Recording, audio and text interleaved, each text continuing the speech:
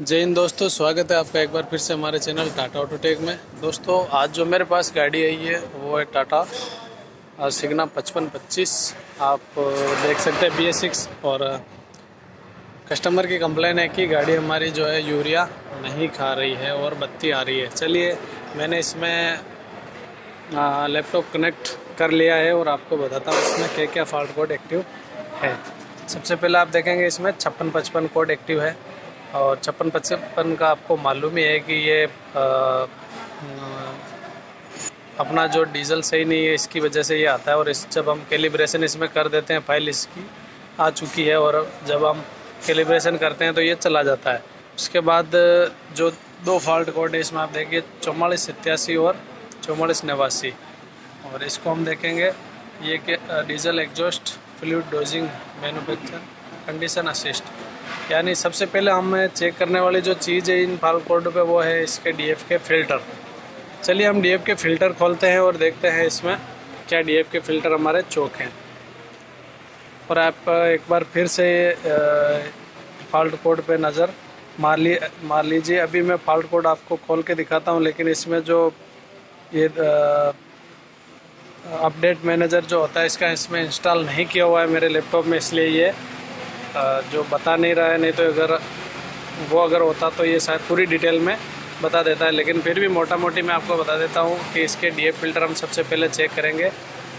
चलिए लड़कों को मैंने बोला है DF फ़िल्टर खोलने की, और मैं आपको मिलवाता हूँ आज उनसे और हम DF फ़िल्टर खोलेंगे। टूल्स में लेके आ गया हूँ और हम लोग खोल रहे हैं अभी DF के फ़िल्टर। आदमी हमारा लगा हुआ है और इसको बहुत मजबूत तरीके से इन्होंने पैक कर रखा है। इस पे जो पतरा था वो हमने हटा दिया और अब हम पाइपों को निकाल के इस लेवल गेज को बाहर निकालेंगे इस तरीके से घुमा के।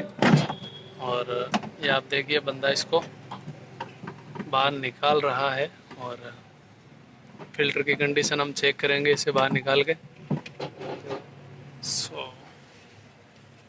आप लोग बिल्कुल क्लियरली देख सकते हैं इस फिल्टर की हालत। ये पूरी तरीके से जाम हो चुका है फिल्टर, इसकी वजह से ये DF बिल्कुल भी उठा नहीं रही और वो कोड एक्टिव आ रहे हैं। चलिए इसको हम चेंज करेंगे और इसमें एक फ़िल्टर और होता है उसको भी हम खोल के चेक करेंगे।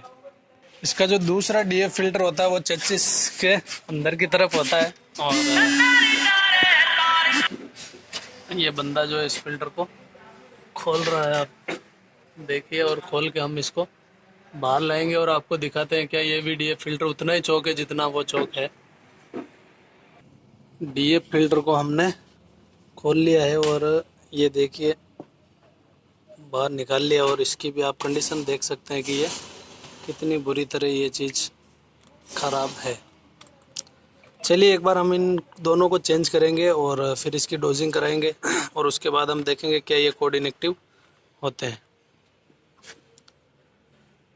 ये फ़िल्टर हमने स्टोर से ले लिए नए आप देख सकते हैं कुछ इस तरीके का होता है, बिल्कुल क्लियर।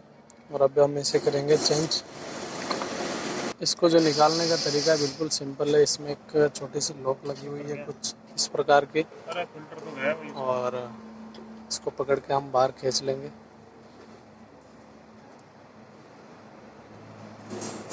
कुछ इस तरीके से कुछ इस प्रकार ये बाहर निकलेगा। इसमें एक रिंग होती है, उसकी वजह से ये थोड़ा टाइट हो सकता है, लेकिन आप इसको पकड़ के खींचेंगे तो ये आसानी से निकल जाएगा। और अब हम नया फ़िल्टर इसमें लगाएंगे।